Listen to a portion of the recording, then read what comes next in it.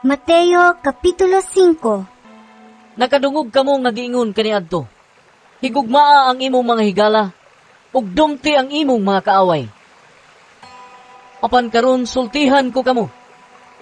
Higugmaa ang inyong mga kaaway, ug pag-ampo kamo alang sa mga tao nga nagpasipala kaninyo. Aron makita nga kamo matuod nga mga anak sa inyong amahan nga tua sa langit. Kay siya sa walay pagpili, nagpasidlak sa iyang adlaw, ug naghatag og ulan ngadto sa mga matarong ug sa mga makasasala.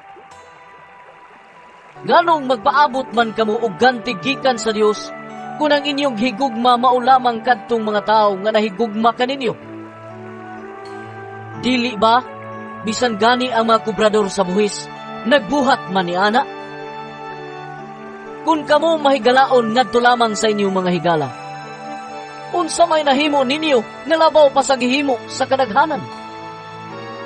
Dili ba, bisan gani ang mga tao nga wala buila sa Dios, nagbuhat man ni ana? Kinahanglang magmahingpit kamo. Ingon nga hingpit ang inyong amahan nga atoa sa langit.